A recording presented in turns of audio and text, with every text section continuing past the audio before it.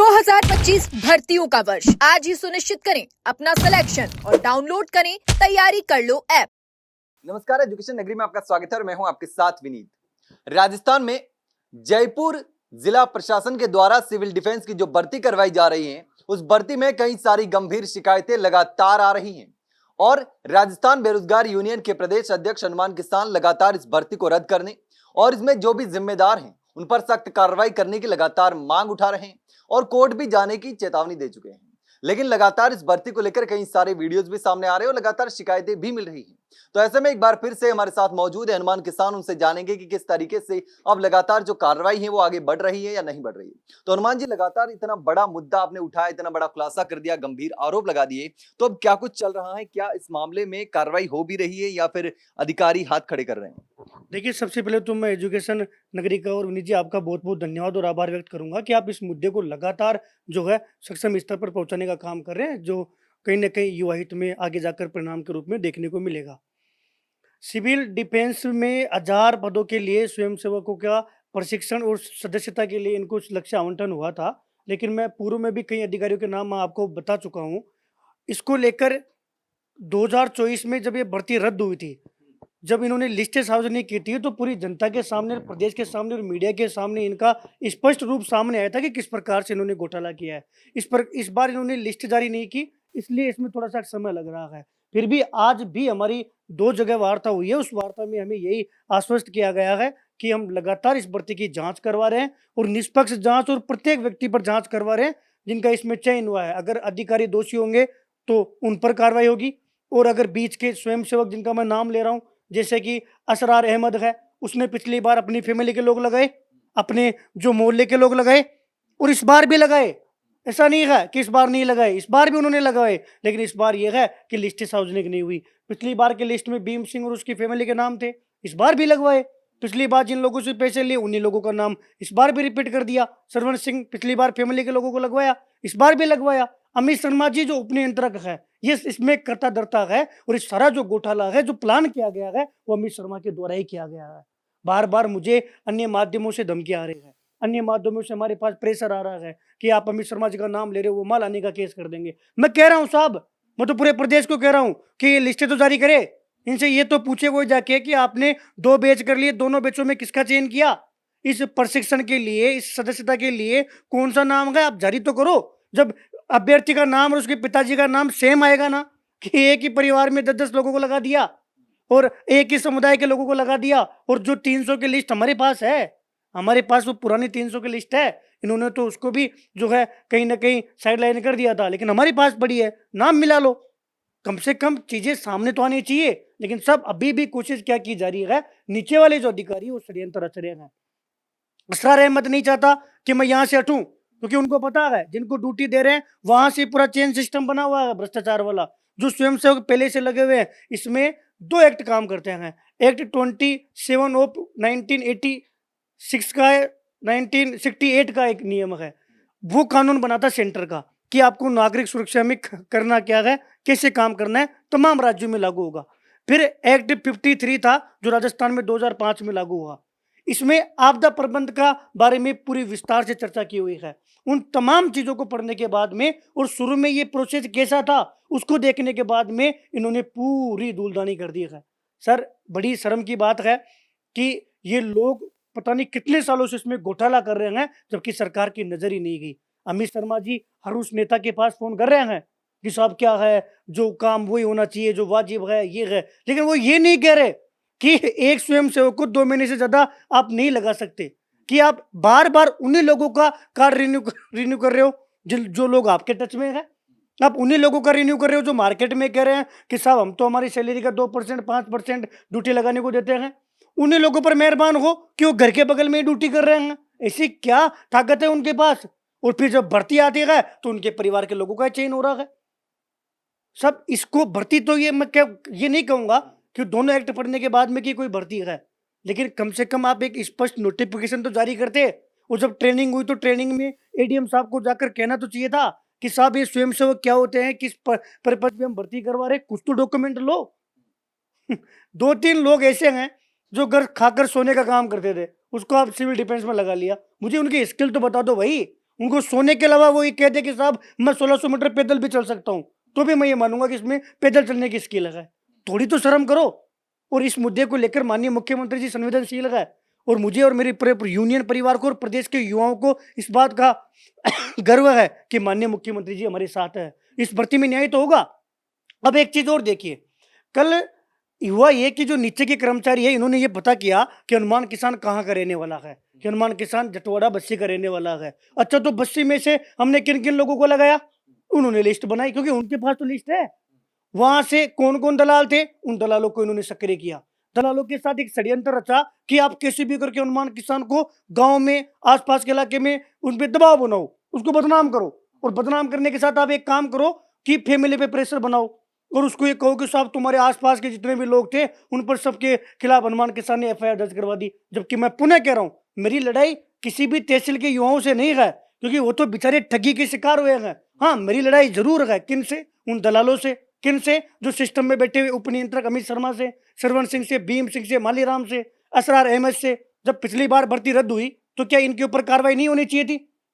इनको उसी समय जेल में डाल देते तो आज कम से कम ये घोटाला नहीं होता। और आज सब लोग सोच रहे हैं, पूरे कलेक्ट्रेट का स्टाफ सोच रहा है, सरकार के लोग इस बात पर मंथन कर रहे हैं कि यार सरकार में, राजधानी में बैठकर, इतने बड़े जिले में जो राजधानी है, वहां के कुछ लोग जो परमानेंट कर्मचारी भी नहीं है, असरार अहमद स्वयं सेवक है, वॉलेंटियर है, भीम सिंह वॉलेंटियर है, कैसे पूरी भर्ती कैसी तैसी कर सकता है भाई? कैसे उन प्रदेश के युवाओं के भविष्य के साथ खेल सकता है? कैसे इस ठगी को वो एक बड़ा रूप, घोटाले के रूप में कैसे दे सकते हैं कि इनके ऊपर कार्रवाई नहीं होनी चाहिए?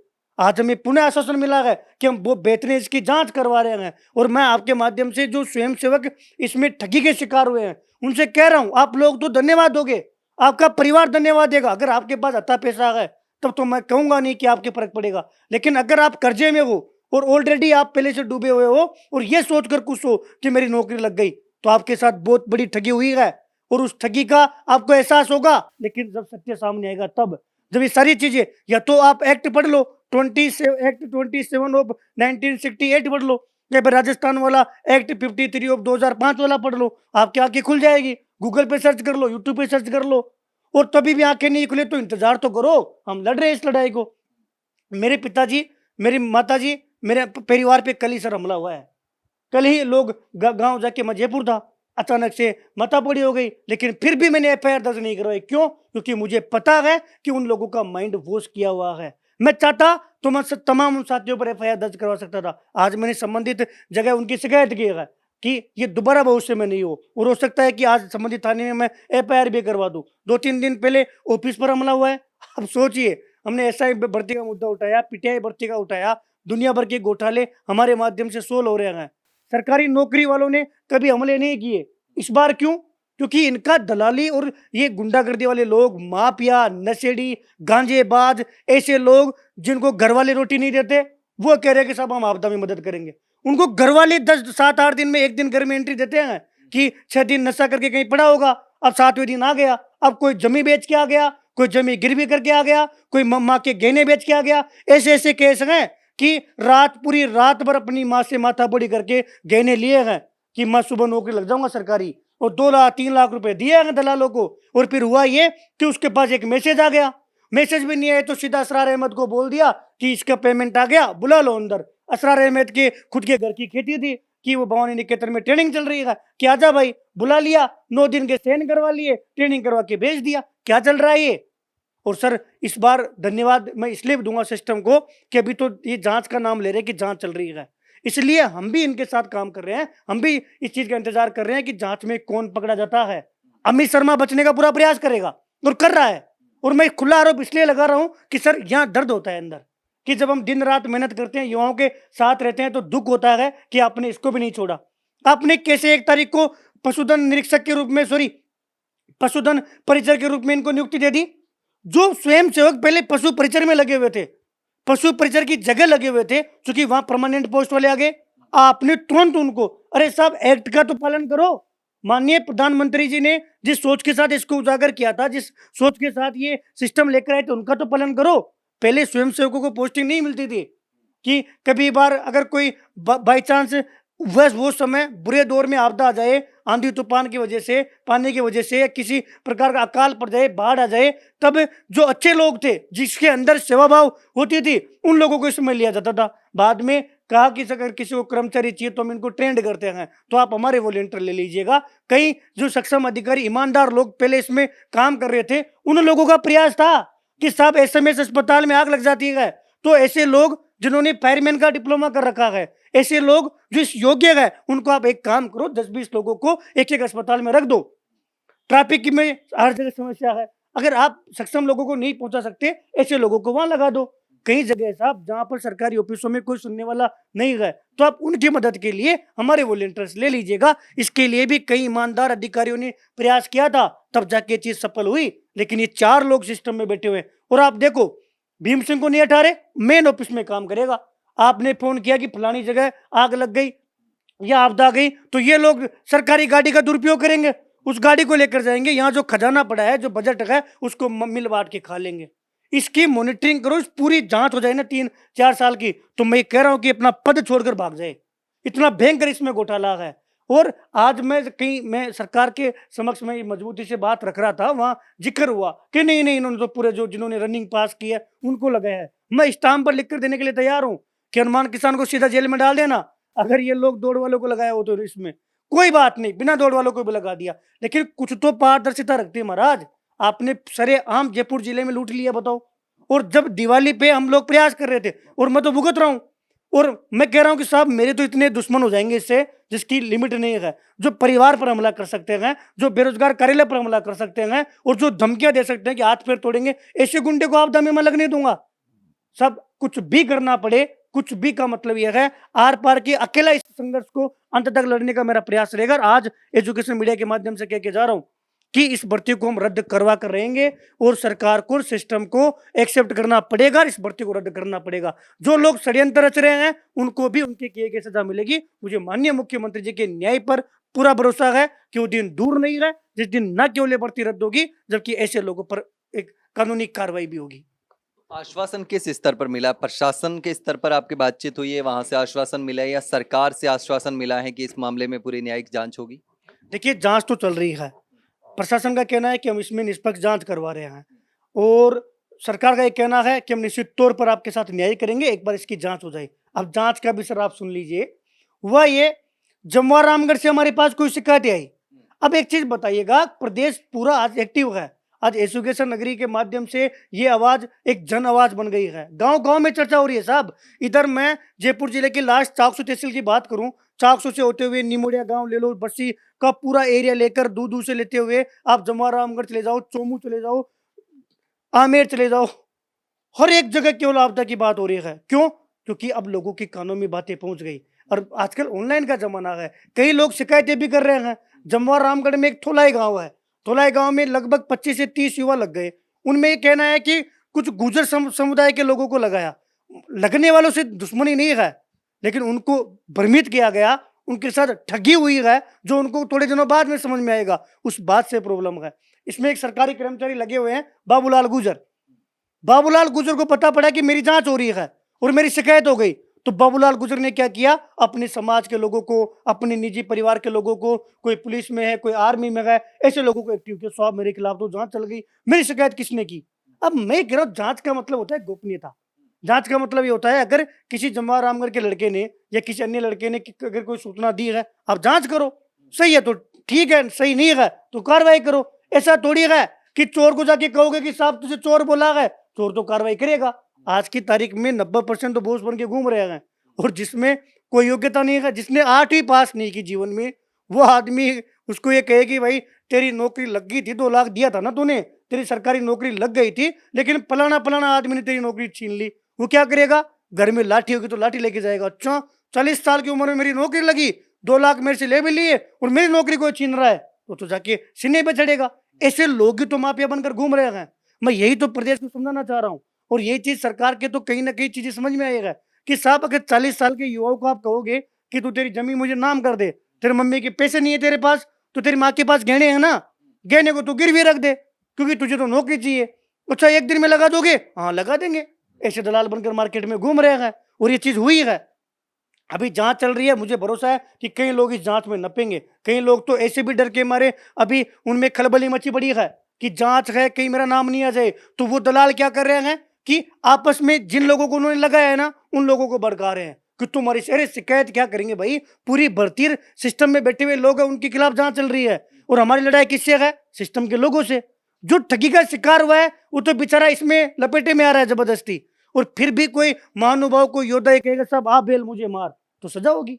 जो गलत करेगा वो भुगतेगा, हर गलती सजा मांगती है। अभी हम इस वीक इंतजार कर रहे हैं कि इस वीक में अंत तक मेरे हिसाब से जो रद्द का आदेश आ जाना चाहिए, रद्द का आदेश नहीं आएगा तो न्यायालय की जो प्रक्रिया है वो लगभग हमने पूर्ण कर ली है, दस्तावेज तैयार है। केवल केस को जो है हम जो है कोर्ट में हम याचिका लगाने वाले हैं, लेकिन जांच के माध्यम से सरकार कह रही है कि साहब हम जो है इसको लेकर पॉजिटिव हैं, तो हम 1-2 दिन का और इंतजार करेंगे, उसके बाद में माननीय न्यायालय में याचिका लगाएंगे।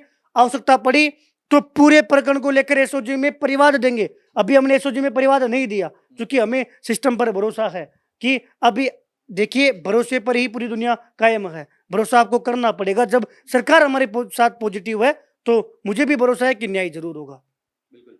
लेकिन जिस तरीके से अब ये लगातार आप इतना बड़ा मुद्दा उठाए हैं, तो आपको आप बता रहे हैं कि खतरा भी है। तो ये लोग जो लोग आपके आसपास के लोग इस भर्ती में पैसे दे करके लगे हुए हैं, उनको आपके खिलाफ भड़का रहे हैं। जैसा कि आपने बताया कि बेरोजगार कार्यालय पर हमला हुआ, आपके घर पर हमला हुआ, लेकिन आपने एफआईआर नहीं करवाई। तो ये आपसे बदला लेने के लिए, दबाने के लिए, रोकने के लिए, नुकसान पहुंचाने की पूरी कोशिश की जा रही है। देखिए सर, ये हुआ कैसे इसको समझिएगा कि जो सिस्टम में बैठे हुए लोग हैं, जब जांच होगी तो अमित शर्मा जी से पूछा जाएगा आपने भर्ती करवाई है, ये सब चीजें लापरवाही कैसे हुई, एक ही परिवार से 20 जने कैसे लग गए, जमुआ रामगढ़ में एक तरफा कैसे लग गए, बाबूलाल गुजर के कितने आदमी लगे, भीम सिंह के कितने आदमी लगे, सरवण सिंह जी के कितने आदमी लगे, और असरार अहमद कौन है? असरार अहमद कौन सी तोप है भाई जिसके कितने आदमी लगे? इसने पुरानी भर्ती रद्द करवा दी तो भी यही काम कर रहा है, आज भी यही काम कर रहा है, उसके कितने आदमी लगे? अरे आज नहीं तो लिस्टें तो दोगे, सरकार को तो लिस्टें दोगे, उसमें नाम नहीं पता पड़ेगा, उसमें एड्रेस भी आएगा, नाम भी आएगा, पिताजी का नाम भी आएगा, और काले कारनामे तो हम निकाल देंगे। हम तो इसमें स्टार्टिंग से हमारी जो टीम है वो खुद इसमें हमने कई सारे लोगों को इन्वॉल्व करवाया, कई सारे लोगों ने मिलकर हमने पूरे जो है पर्दाफाश किया कि ट्रेनिंग के अंदर क्या हो रहा है। आपने एजुकेशन मीडिया में देखा, आपके माध्यम से आपने पूरे प्रदेश ने देखा कि किस प्रकार से ट्रेनिंग हो रही है। लोगों से घुटने टच नहीं हो रहे, आपदा में कहाँ भेजोगे उनको? लेकिन उनकी गलती नहीं है, उनको ये कहकर यहाँ भेजा गया है कि चले जाना, मैंने असरार अहमद जी को फोन कर दिया, वो आपको ट्रेनिंग में एंट्री करवा देंगे, 7 दिन 10 दिन में आपका साइन कर देंगे, मौज करो, सरकारी नौकरी लग गई। पूरी दिवाली मनाई साहब उन्होंने कॉलर ऊंची करके कि साहब मेरी तो गवर्नमेंट जॉब लग गई। कैसे? 2 लाख देके। किसको दिए? फलाने को दिए। अब जांच में जिन अधिकारी को नाम आ रहा है ना, अब वो अधिकारी बचने के लिए षड्यंत्र रच रहे हैं। पहले कई सारे कॉल करवाए, दबाव बनवाया, मैं तो तैयार हूं साहब जेल जाने के लिए कि हनुमान किसान को तो जेल में डालो, हनुमान किसान तो हर तरीके से तैयार, गलत है तो। लेकिन ना मेरे ऊपर कोई केस किया, ना मालानी का केस किया, गलत है।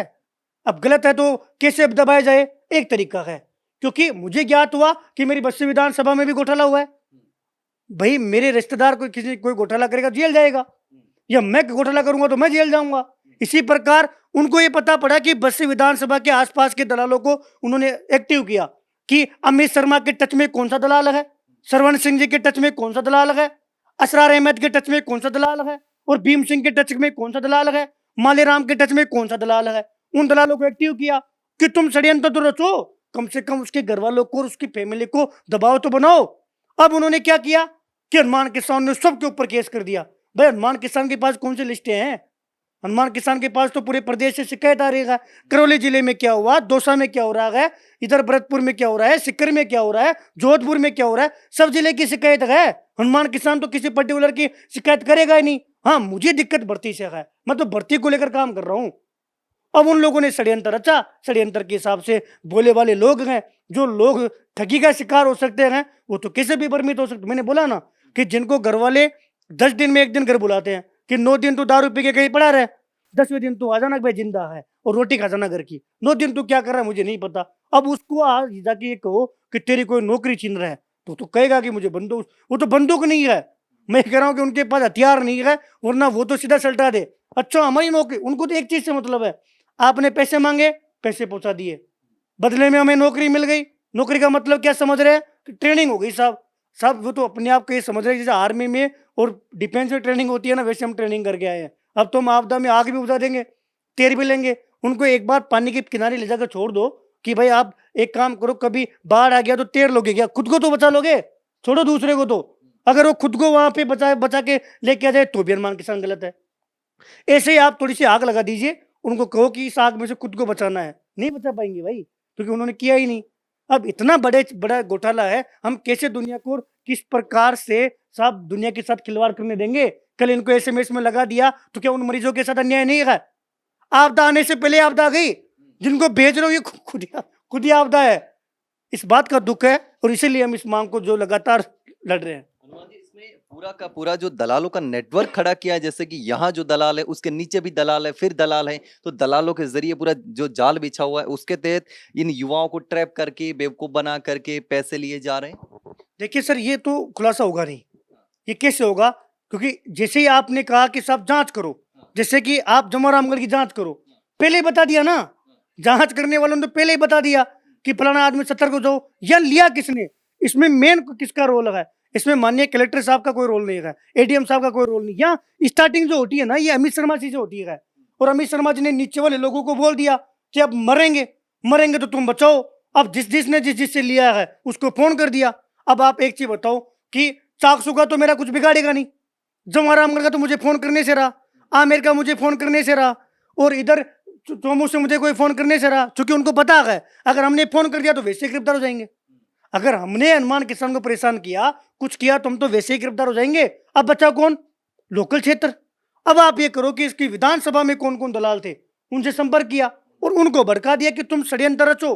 कोई एआई से एडिट कर रहा है, कोई मेरा वीडियो बनाकर डाल रहा है, कोई फोटो बनाकर डाल रहा है, कोई फर्जी मैसेज कर रहा है। जैसे आपके नाम मैंने विनीत जी के नाम से सेव कर लिया, हनुमान किसान के नाम से, और उसका स्क्रीनशॉट बना लिया। अरे नंबर नहीं है मेरे, नाम है, लगा दिया। अच्छा, हनुमान किसान ने कौन सी डीपी लगा रखी है, डीपी लगा ली उन लोगों के लिए। अच्छा, कोई खाली पेज लिया, खाली पेज में मैंने लिख लिया विनीत जी के ऊपर एफआईआर दर्ज। एफआईआर होती है तो एफआईआर नंबर आता है, संबंधित थाने का भी पता रहता है, आदमी का नाम नहीं तो अज्ञात लिखा आता है, कुछ तो आता है। अब उनका काम क्या है दलालों का, कि हम तो मर रहे हैं। वो क्यों मर रहे हैं? क्योंकि उन्होंने जिनसे सिस्टम के लोगों से बात की है, वहां से उनके पास कॉल आ गया कि तुम बचो, और तुम बचने के लिए उस पर दबाव बनाओ, हो सकता है तो उसके हाथ पैर तोड़ दो। लेकिन मैं कह रहा हूं कि मेरे हाथ पैर तोड़ दोगे तो बेरोजगार यूनियन के थोड़ी हाथ पैर तोड़ोगे। बेरोजगार यूनियन में तो 200 पदाधिकारी है जो डायरेक्टली और इनडायरेक्टली इसमें जुड़े हुए हैं, और जो संबंधित कर्मचारी जुड़े हुए हैं वो तो अलग है। ये 11 साल से संगठन चला रहे हैं, 11 साल के संगठन में अगर किस प्रकार से इस प्रकार से थोड़ी दबेंगे। लेकिन अब जो है, अब ये आर पार की लड़ाई हो गई है। और विनीत जी आप देखिएगा, और मैं वो दिन दूर नहीं है जिस दिन एजुकेशन नगरी पर आकर मैं मिठाई खिला के जाऊंगा कि आज चोरों का भी इलाज हो गया और ये भर्ती भी रद्द हो गई। अब आपदा नहीं आए, उससे अच्छा है कि इनको लगाओ मत हो, तो भी जनता खुश है कि कम से कम इनको आपदा बनाकर मत भेजो।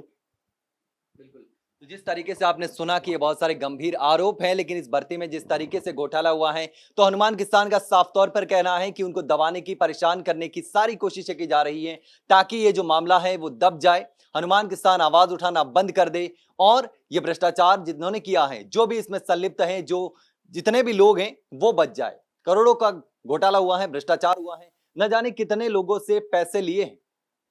ये इतनी बड़ी जयपुर में 1000 लोगों की भर्ती है, और भी जगहों से, जैसे कि हनुमान किसान ने बताया कि अन्य जगहों से भी शिकायतें लगातार आ रही हैं। तो ये इस बात से इनकार नहीं किया जा सकता कि ये लगभग पूरे राजस्थान में जाल फैला हुआ है, और हर जिले पे इस तरीके के घोटाले होने की आशंका पूरी जताई जा रही है। लेकिन अब देखना होगा कि आखिर इस पूरे मामले में क्या कुछ होता है। हालांकि हनुमान किसान का साफ तौर पर कहना है कि अगर इस मामले में कार्रवाई नहीं होती है तो फिर एसओजी में भी परिवाद दर्ज करवा सकते हैं। लेकिन अब देखना होगा कि आखिर किस तरीके से सरकार और प्रशासन इस पूरे मामले में कार्रवाई करते हैं, जो भी जिम्मेदार है उन पर कार्रवाई होती है या नहीं होती है, देखने वाली बात होगी। लेकिन इस पूरे मामले पर आप क्या सोचते हैं, कमेंट सेक्शन में कमेंट करके जरूर बताना, और इस वीडियो को ज्यादा से ज्यादा शेयर करना ताकि सबको पता चल सके कि किस तरीके का घोटाला हो रहा है, किस तरीके से राजस्थान के बेरोजगार युवाओं के साथ में कुठाराघात हो रहा है, धोखा हो रहा है।